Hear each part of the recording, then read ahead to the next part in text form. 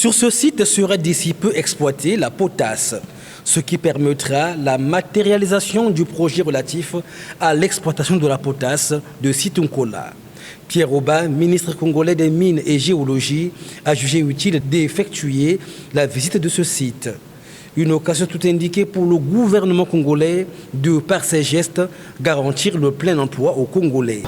Ce que nous faisons aujourd'hui là, c'est une étape importante, qui est l'aboutissement d'un processus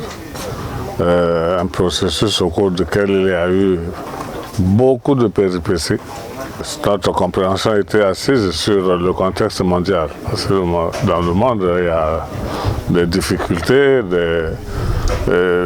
l'économie est en difficulté, il y a des difficultés financières à travers le monde entier. Donc réunir les financements pour un grand projet comme ça, comme ils vous l'ont dit. Et je le confirme que c'est un grand projet, de classe mondiale qui demande beaucoup d'argent pour le développer. Voilà, donc ils ont quand même mis les bouchées doubles, comme vous l'avez constaté, comme ils l'ont dit.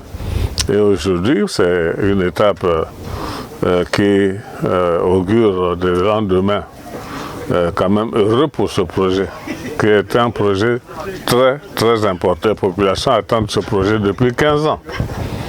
Donc vous voyez que ce n'est pas une affaire d'hier ni d'aujourd'hui, c'est une vieille situation que nous gérons comme ça avec toutes les difficultés, mais aussi aujourd'hui, notre satisfaction est assez grande de constater qu'ils ont quand même fait beaucoup de travail avec les financiers, le consortium Summit, avec les sociétés chinoises, les SEPCO et China Power. Donc nous sommes heureux de constater que le projet finalement prend corps et voilà pourquoi tout à l'heure dans le débat je leur ai demandé, bon mais tout ça est déjà prêt, nous, notre terre aussi est là, vous avez maintenant les moyens, tout le décor est planté, on commence quand? Bon, ils ont dit que ce sera l'année prochaine.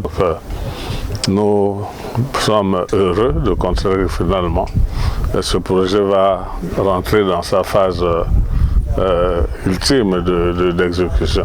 Il s'agit ici d'un grand projet qui sera bénéfique à toute l'Afrique. Les gens qui les financent le projet, ils ont besoin qu'ils puissent construire la mine, qui construisent des usines de fertilisants et vendre donc ce fertilisant au Congo et en Afrique. Et la potasse qui n'est pas utilisée pour faire le fertilisant local va être exportée pour les autres pays. Je dis que ça c'est vraiment un très bon projet, pas seulement pour le Congo mais pour aussi l'Afrique et pour l'extérieur aussi. Il faut reconnaître que ça c'est un grand projet et les grands projets prennent toujours un peu de temps.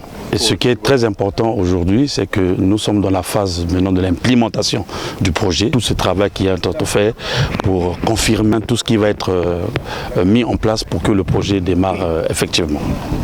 Il a fallu rassembler la somme de 8 milliards de francs CFA pour la matérialisation de ce projet dont ce matériel témoigne sa proche effectivité.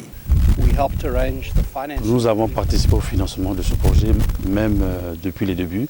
Quand ils ont commencé à faire les études de faisabilité, nous étions là, on a financé tout le processus. À cette époque, nous avons amené les fonds souverains de Oman, qui avait mis tous les financements nécessaires pour démarrer le projet. Et comme vous savez, COR a dépensé plus que 300 millions de dollars dans ce projet. Tous les grands projets passent par des phases jusqu'à sa durée de vie. Dans les débuts, on avait besoin d'un certain nombre de financements. 300 millions de dollars, nous avons utilisé des gens qui étaient disposés à mettre de l'argent dans cette phase-là.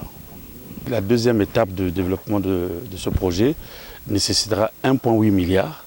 C'est la phase dans laquelle nous sommes en train de travailler présentement.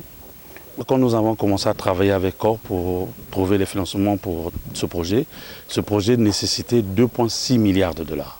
Signalant qu'en dehors de la potasse qui sera exploitée à Situnkola, les fertilisants seront aussi produits dans le même site, ce qui boostera l'agriculture congolaise et qui rimera au programme national de développement du gouvernement en cours, dit PNB 2023-2028.